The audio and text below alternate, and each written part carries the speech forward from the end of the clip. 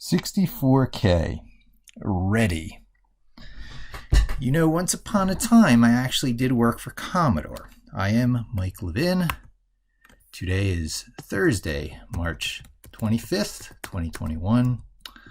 TextMate, Sublime, Notepad++, all still exist but thrown under the bus, leaving it open for VS Code buffs to burden you down in Microsoft cuffs.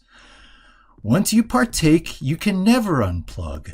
Their nasty maneuver, brushed under the rug, is the terminal skills you should learn by convention, but never will. There's a VS extension. And on that note, we hop over to the alternative, which is just plain old Jupyter Notebook and Jupyter Labs. And when last we left off, I was showing you about the list, tuple, and dict data types and how you put parentheses after a function name, a data type name, something that's callable, to call it. And when you call it, you can see the string representations of these data types, which reveals a lot about Python. Lists are square brackets, tuples are parentheses, and dictionaries are curly brackets. I further went on to show you how you could sort of investigate these things and to see how tuples are really incorporated into function calls, because you can't call the list function without parentheses turning it into a tuple. So this is syntactic sugar, the square bracket. So instead of doing list 1, 2, 3, list the word list around 1, 2, 3 as implied here, you can just do square brackets, and that is in fact a list. This will cause an error because you've got to put parentheses to group those internal values together as a unit, and there you have a tuple. So feeding things into functions sometimes even just require tuples for grouping. So they are a deeply integrated data class into the Python language, as are all of them, really. Dictionaries are used everywhere on function calls that are keyword, keyword function calls. Tuples are great for position-dependent arguments on a function. And so on that last video, I really explored lists quite a bit, and on this video, I explore tuples because they're my favored method of creating arguments for functions. And it's going to take a little building up. This was a little exploratory work. And in the same way I showed you, you could explore things like lists to see what's inside of them. There's all the dunder properties and methods, and here's all the public ones. So the double underscore generally implies internal, but you can tell a lot by first dirring a function just to get the verbatim list. You can also help. You can put help around a function, so you get the built-in help. This is explicitly written. It's not auto-generated necessarily. So the implementation of help varies from function to function. It's better to go to dir first. And so that's what you see me doing here after I import datetime, because I want you to see the things that are inside of datetime. Datetime seems scary to a lot of people, but really there's not much in it. That's all you need to get familiar with. So inside datetime, there's actually a date, another datetime, and a time. So sometimes it's really just a matter of getting familiar with, what these things are. You'll often see from datetime, import datetime, right? So here's from datetime, import date. So I'm sitting on a single thing date, which I'll show you about there, but I'll also import from datetime time delta, right? See, that's one of the ones in there. You're like, how do you know to use it? Well, there's not that many things in there. You can just look. And when you need to do things that are differences between time, I guess you need to know that delta implies like addition and subtraction and seeing the difference. So I've now got date and time delta in memory. We can look inside date to see what kinds of things are in there. Again, you're on that sort of scavenger hunt. And look, month, weekday, year, today. Oh, let's take a look at date.today. Well, there's a nice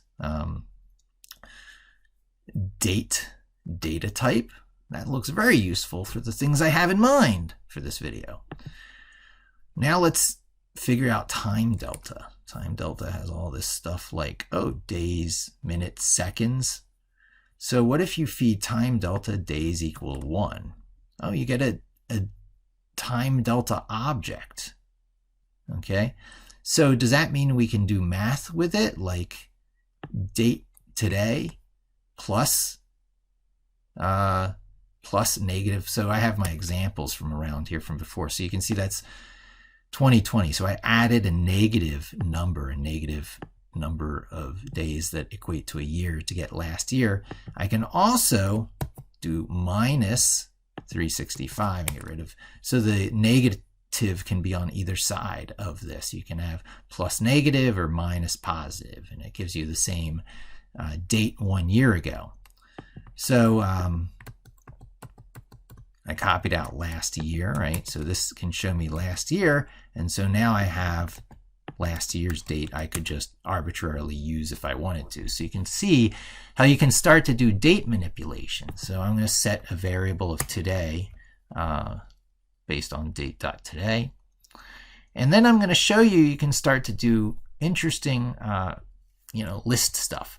I first do it with a loop here, and I'm just showing you my experimentation data that I did before on my own, and I'm just I cleared all the output and I'm running through it again here with you.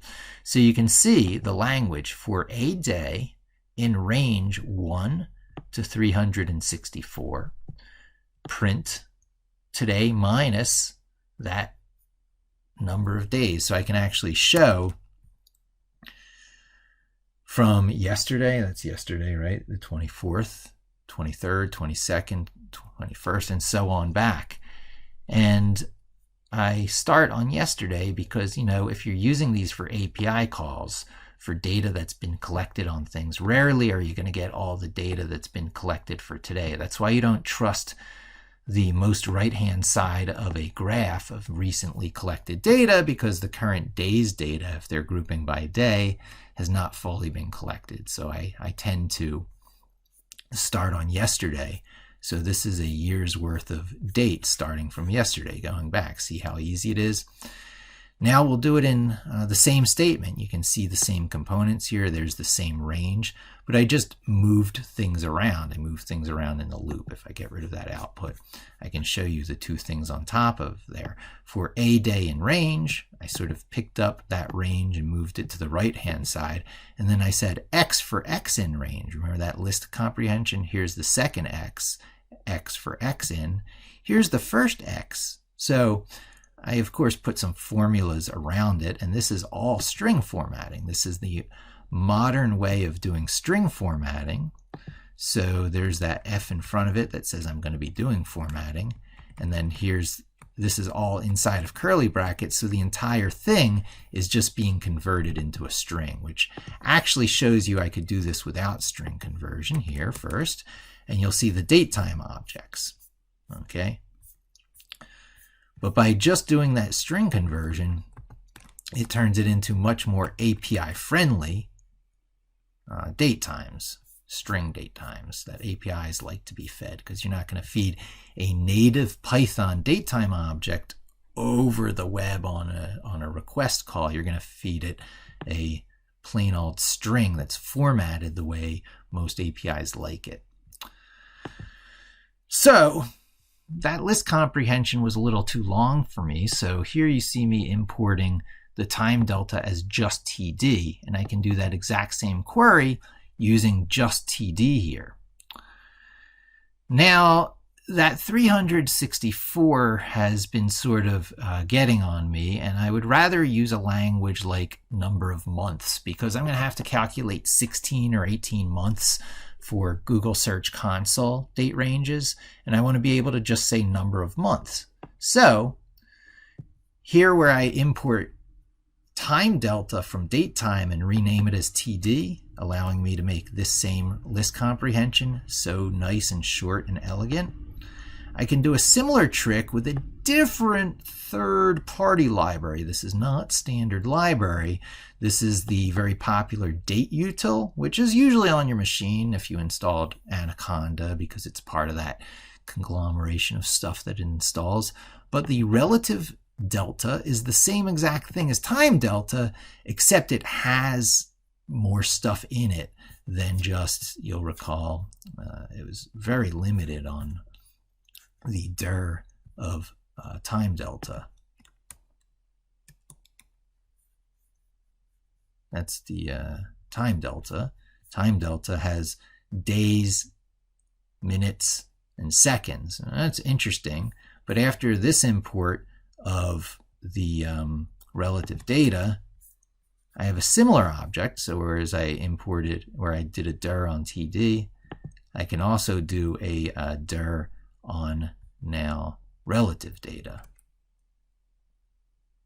I'll just recycle this one, because you remember it was only like days and seconds. Here you can use weeks.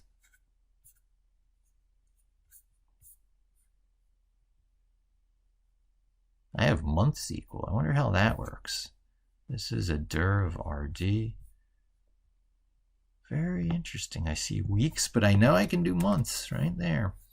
I wonder if dir is misreporting. Very interesting. Anyway, I'm going to forge on ahead with the video, but I do know that the relative data lets you add things like months. So there's a relative data object for 18 months.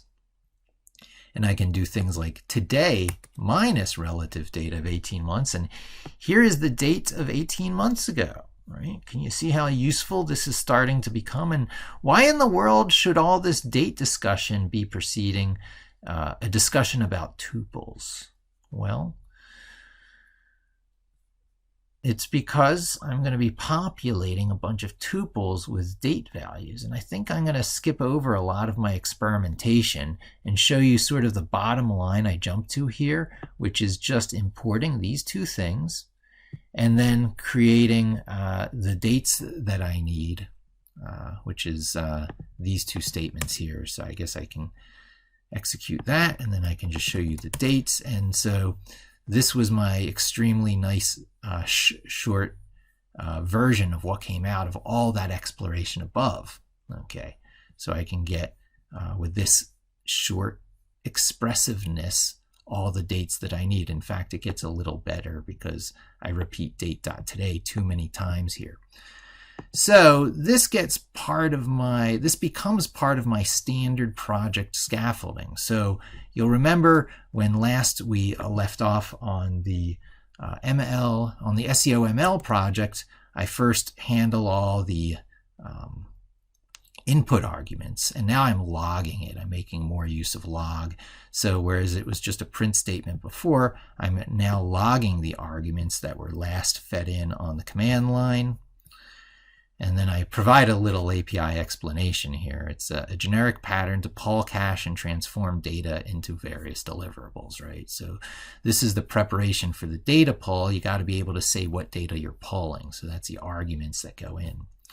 And then we get into the optional stuff, like getting the credentials you need to connect to different services to pull your data. Again, I'm logging stuff in the middle. And my general pattern now goes, my imports sometimes get put down here because not all the optional stuff, should be on the imports that occur every time. Occasionally there's inputs that only can occur when conditions are met, like this one to display the fancy headlines that can only display in Jupyter Notebook should only occur when it goes down the Jupyter Notebook path and not the command line path, because it's not going to have the Jupyter stuff there. So in that same sense, you'll see the occasional import spread out exactly where it's needed. Here you'll see me actually creating a named tuple called gargs. This has been something that I've done in previous videos to show you named tuples. I've got some persistent dictionary stuff there, because after you do data pulls using your named tuples, you're going to need a place to put it. Power of Putter. I like Figlet a lot. places you can learn on how to put API queries together for things like Search Console. And there is a query against Search Console, 3 of my sites, 4 technically, including the, I guess, secure version, SC, the secure version domain, I believe, of Pipulate. And then finally here is the excuse me.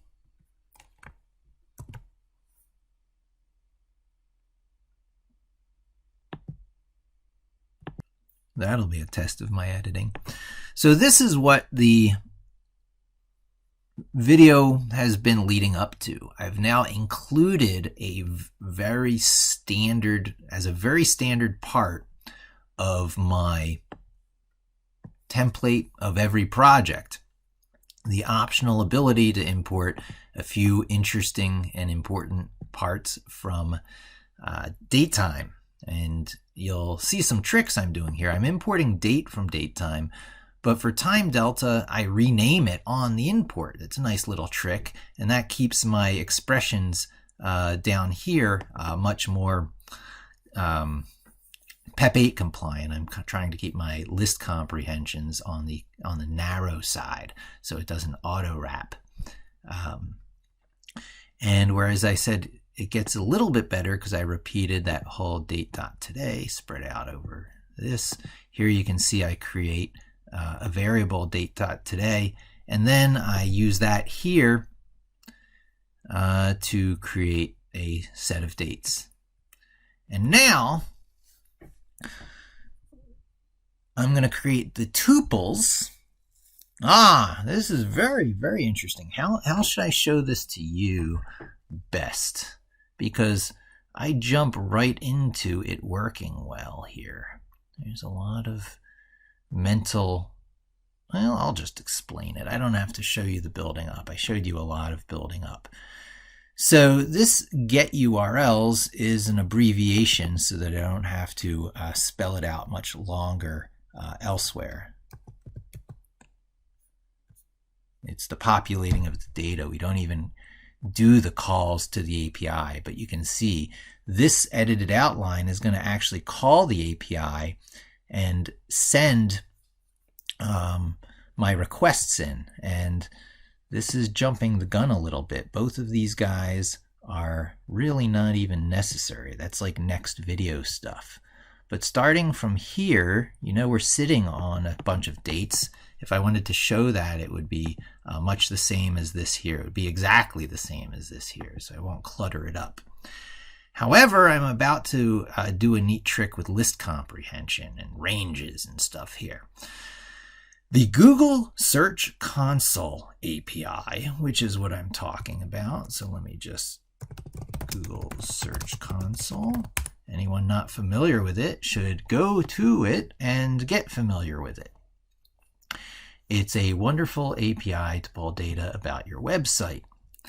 And you can pull data such as all the URLs in the website. I do believe I construct that query here somewhere. Do I? I don't even know if I have that query constructed. But that is, in fact, why I have this link here, because this page here tells you how to construct your query. And you can see there's things like start date and end date, right? So my main trick here is going to be to put start date and end date as the same date, because my goal here is to empty all my data out of Google Search Console. And they recommend you go day by day to make your start date and your end date the same. They're showing a year here, but that's just for example's sake. I'm going to do a day at a time.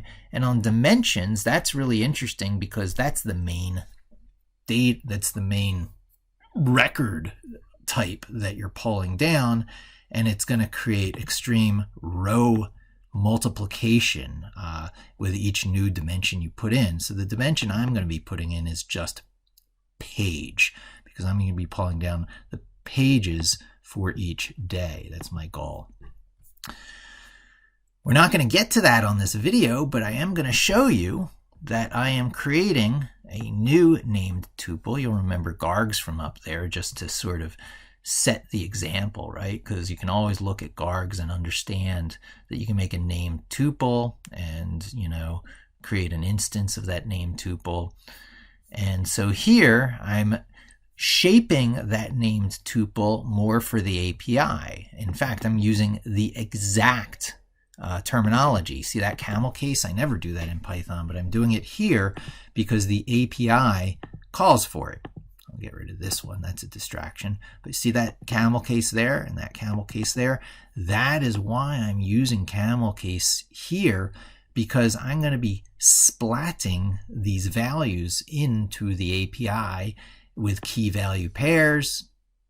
So I need to get the keys of the key value pairs exactly right. These have to be case sensitive matches to the API for the trick I'm doing, right? So I don't believe that this site variable is used again, not even until there. So you don't even need to see that anything having to do with an individual site is required, because it knows what site you're going to be working against. All we need is a list of tuples, okay, that have, and I'm doing position dependent. Each time it steps through a, start rows. I really have to tell you about the start rows. Each time I step through one of these sets of tuples, I'm going to be feeding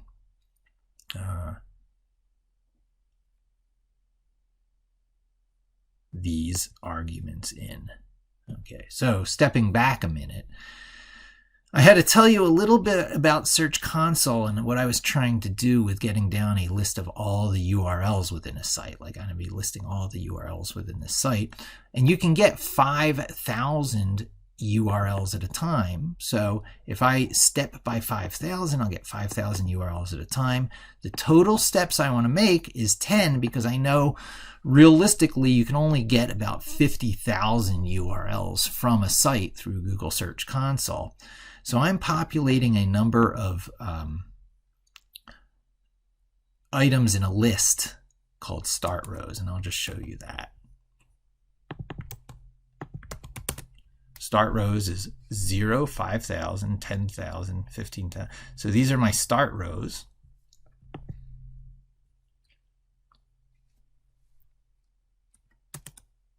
And this is a visualization of it. This is just to show you what I have in mind.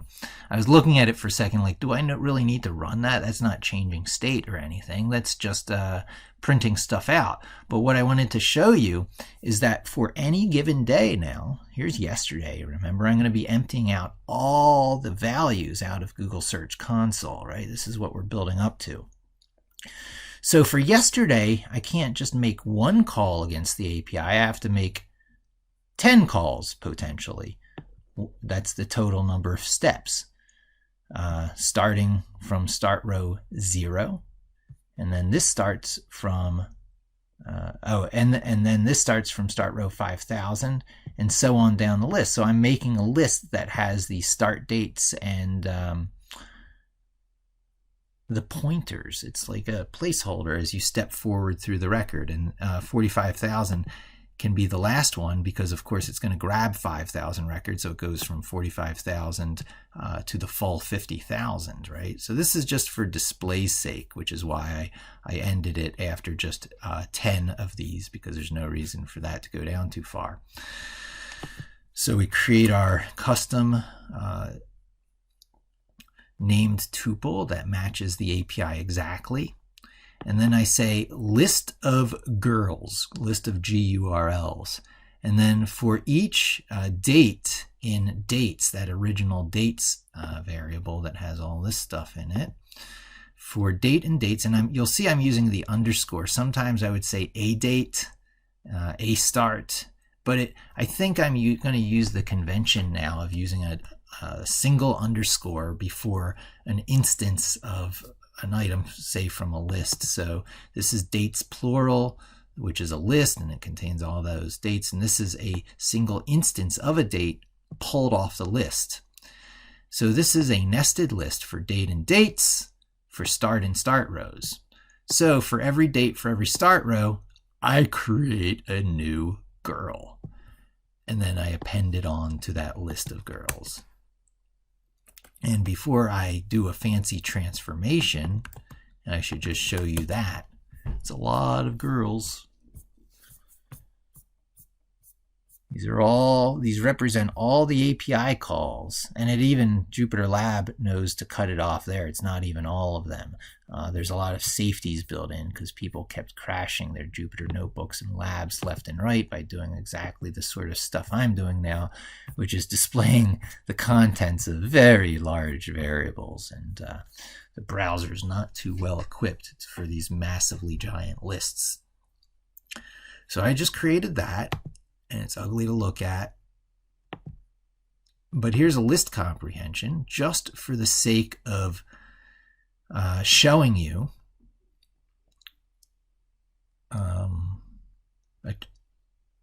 turning each GURL into a dictionary, so that that thing I just showed you can be expressed in the language that the API wishes. Because these dictionaries map directly to the API calls of Google Search Console, I can use miraculously concise terminology to call that function with the arguments in a loop. Okay, so knowing that we're sitting on a data type that looks like this, a series of dictionaries, each of which makes a call to the API. See, row limit 5,000, start row 1. Row limit 5,000, start row 5,001. Start row 10,001. Start row 15,001, and so on. And that's all just for the 24th. The 24th lasts till down about, it's going to be 10 down. It ends, I believe, right there. 24, and then the next one for the 23rd starts there, and then that goes 10 dictionaries down, and so on, and back through the year for the number of months I specified, which I believe is set to 18. Okay. So this is one of those Lambda helper functions. It's to shorten things, right? So what I'm saying is that, if I were to rewrite this as a longer function, just to make sure you understand what I'm doing here, it's def get URLs, which takes in arguments S and R for cite and request, because it needs to know what site you're working on, but it only needs the cite once. It needs the request on every step through. It's going to be the same site fed in every time through the loop, but different request. And then, it returns whatever's here. So I could just return. That's probably it. That's probably this one-line Lambda on a two-line definition, just so that you see what I'm doing, so it's not so mysterious. I like these, when a function's just that, when you just indent once for one line underneath, as a matter of style, it just feels better to use the lambdas. They stack better. This is the style I'm using way at the top of my template for all my little helper functions. Little helper functions do little helper things. And you'll see, since the last time you looked, I have a little helper function for log. That's how I'm going to log things all over the place with a standard info log.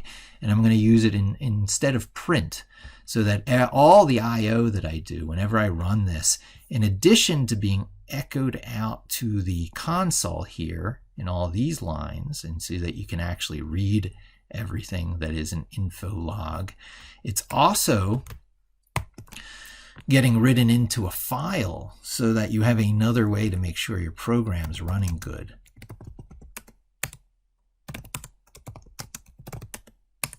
And so, I mean, it's always going to have the same thing here, and I'm probably going to do log cycling eventually so that I can deploy these things onto the headless servers without worrying about log files filling up. But that's a story for another day.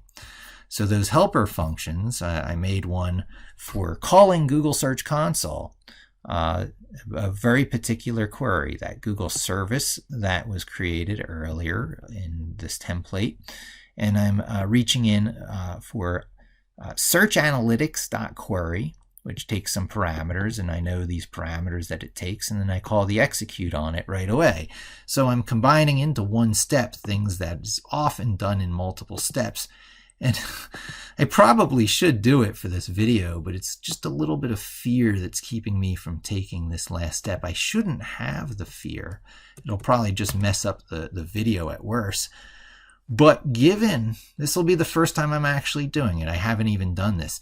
Given all these tuples, I should be able to get a year's worth of 18 months of data populated by just running this one line. Oh, that is site request. No, I'd have to put a list comprehension around it. I'm kind of building up towards that step. For a given site, for a given request. Let's do that. That's a little less scary. And we don't even need the data. That function is sitting there. If I tried to execute it, it would have an error because a bunch of stuff isn't defined. But site, I'll do one of my sites. You'll remember that was shown up here. You feed it in exactly the way it shows you. It knows it. So I guess I can feed it in like that. I might strip off the protocol, depending on whether it succeeds or not. And then the request, you'll recall, are these guys here. Each one of these is a request. So I can take that, but I'm not going to because I know Google Search Console and yesterday is still not a really good bet. I'll just scroll back to a random day back here. It's a dictionary, a string representation of a dictionary. So I will copy that, make sure I copy it, Control C. And I can say R equals that. And this is the out of orderness of notebooks. That gives it a bad name. So I'll just push that up a little bit so it's not really out of order and change that to R because that's what I named that right there. And get URLs is not defined, which is used somewhere still. Oh yeah, get URLs equals. I just never executed this line, did I? And there you go. Response aggregation type by page.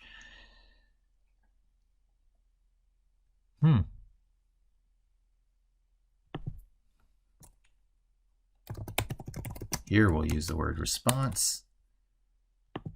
And again, when faced with something you don't fully understand, it looks like a simple dictionary. Response aggregation type by page. If I do a type on it, if it shows me dict, which it's going to, that's just a string dictionary. So I have to make sure I know that I'm creating this query correctly. I'm going to probably be doing a little bit of reworking here to make sure that I know how to get a list of URLs back. Because right now, what's coming back is just this object as a dictionary. Response aggregation type by page. So I've got a little bit of Googling to do, but I wasn't planning on taking it to the actual request against the API. On this video, that was an extra bonus just because there's some unknowns I had to deal with. But I did take it as far as building a list of tuples that are readily transformed into dictionaries for splatting into I don't even know if that's splatting because you're feeding the whole dictionary in there, and splatting is not necessary. The body of the request is supposed to be a dictionary, so that is why I take all my tuples, my name tuples, and I keep them as name tuples here for a lot of reasons, including storing it in a database and all kinds of stuff. And then I convert it last second into a dictionary because that's what the API likes to see it as here. And that's a pretty long and rambling video, but you can see where we're going here with incorporating tuples as, you know, kind of a first-class citizen, name tuples in particular, with my non-system system, encouraging you to think through your application in terms of data types and tables and API calls. And you'll be very thankful you did, because you'll be able to create like query space. This is query space, a simple little request here that I know I'm going to be able to populate a list of dates, additional transforms that turns that into a list of tuples, and then additional transforms that turns it into the format preferred by the API that you're going to call, which in this case is as dictionaries. And it all just remains very fluid and nice, easy to manipulate abstract chunks. So every project looks the same.